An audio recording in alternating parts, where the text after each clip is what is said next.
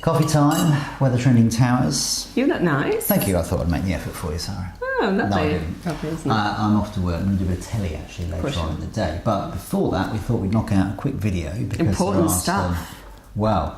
Yes. Not seismic, because that's a different size, but there's some fairly dramatic events taking place in the atmosphere as we speak, which could have fairly fundamental effects on our weather in the next few weeks. Is spring on hold? Well, it could be, and here is why. You might have already started to read about it. There has been some talk already in the newspapers, particularly today, of what's happening way up in the stratosphere. A sudden stratospheric warming, or a SSW, or you might hear the words polar vortex as well.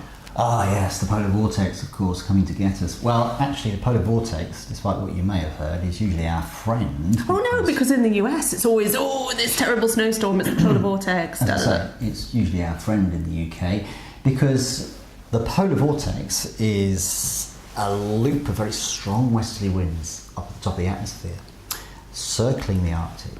And what that tends to do is strengthen our jet stream further down through the atmosphere and keep westerly winds dominant for us.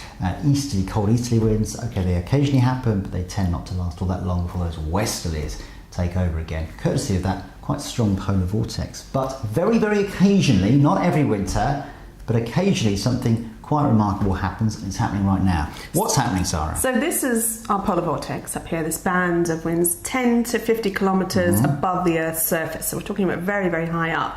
And occasionally what happens for various very complicated reasons, and we're just scratching the surface of this for you, is that it starts to wobble, the band of winds. And eventually that wobbling, much like a wave crashing on a beach, allows it to kind of overturn and start to rip up, break up, and then eventually turn the other direction, so it starts to move in an easterly way, and that actually allows for the cold polar air to just sort of sink further towards the Earth, and as it does so, it's not that it warms itself, but as it compresses, it starts to warm up, hence the term sudden stratospheric warming. But that warm air doesn't reach us. Oh no. No. But the effect of this breaking up of the polar vortex is it actually goes into reverse. Tend to get easterly winds in the stratosphere, and those easterlies work their way down, all the way down to Earth, a bit like stirring a cup one way and then stirring it the other way. Those winds start to work their way all the way down towards us. But it takes some time. It does take some time. It's not immediate. So although this sudden stratospheric warming is happening right now, it's going to be, 10 days, maybe a couple of weeks before we feel the effects. But all the computer models are now showing that we are having this sudden stratospheric warming, and so the indications are, and the chances are, that the end of February, the beginning of March could be dominated by easterly winds. And why is that important? Well, because as we all know, we normally have the jet coming in from the west. That's allowing us to, keep something a little bit milder. Our westerly winds a little bit milder, but very occasionally we'll get something in from the east, which, as you said earlier, doesn't tend to last that long normally.